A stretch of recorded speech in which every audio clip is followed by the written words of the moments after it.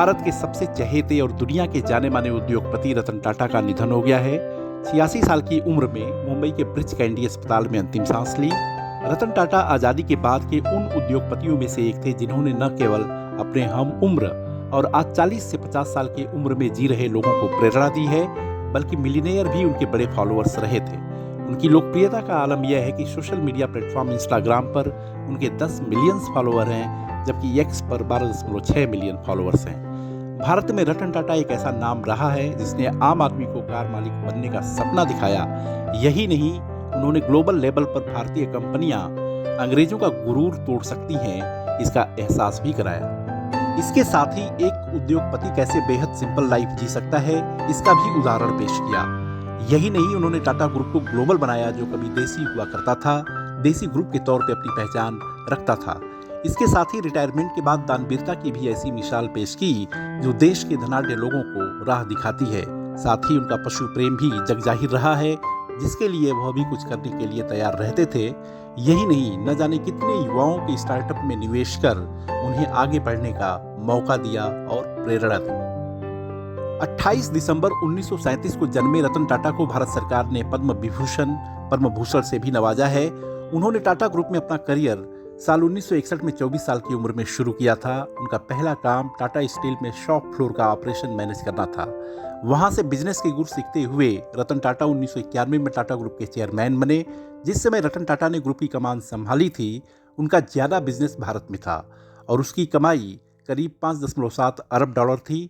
उस समय उन्होंने जेआरडी टाटा से ग्रुप की कमान ली थी और जब उन्होंने 2012 में करीब 21 साल के कार्यकाल के बाद ग्रुप की कमान छोड़ी थी, तो ग्रुप का रेवेन्यू 12 गुना बढ़ चुका था और करीब 83 अरब डॉलर का ग्रुप बन गया। इसी तरह 2016 में साइरस मिस्त्री को कमान सौंपते वक्त रतन टाटा की अगुवाई में ग्रुप का रेवेन्यू 20 गुना बढ़ चुका था।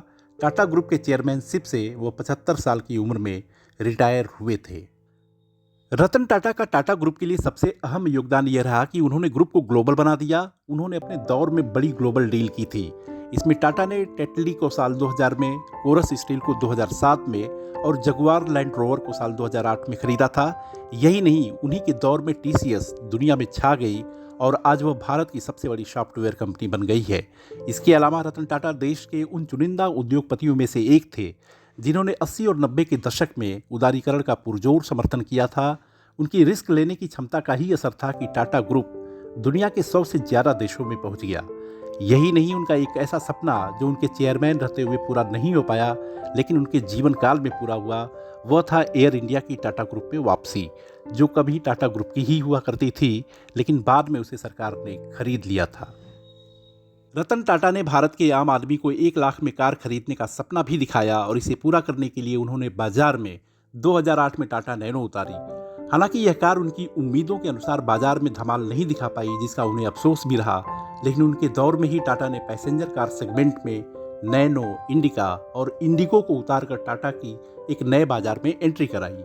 और उसी शुरुआत का नतीजा है कि आज Tata Motors Nexon, Tiago, Tigor, हरियर जैसे न्यू एज कारों के जरिए तेजी से पैसेंजर कार बाजार में पकड़ बना रही है।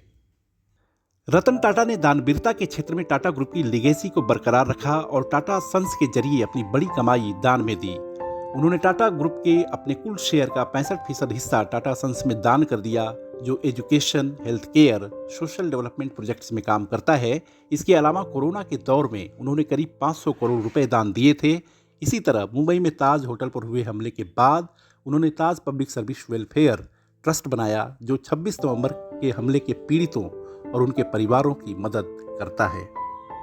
रतन टाटा ने रिटायरमेंट के बाद करीब स्टार्टअप में निवेश किया। इसमें Upstox, Lenskart, DogSpot, Curefit, Paytm, Snapdeal, Nestaway समेत दर्जनों स्टार्टअप में निवेश किया। एक इंटरव्यू में उन्होंने खुद को एक्सीडेंटल स्टार्टअप निवेशक बताया था। इतना कुछ होने के बावजूद रतन टाटा बेहद सिंपल जीवन जीते थे और एक सिंपल से घर में रहते थे।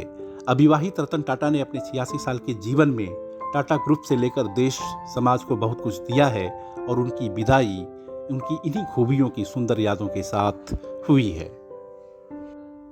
वीडियो को लाइक, शेयर और सब्सक्राइब करें और कमेंट भी जरूर करें। देखते रहिए इंडिया अड्डा।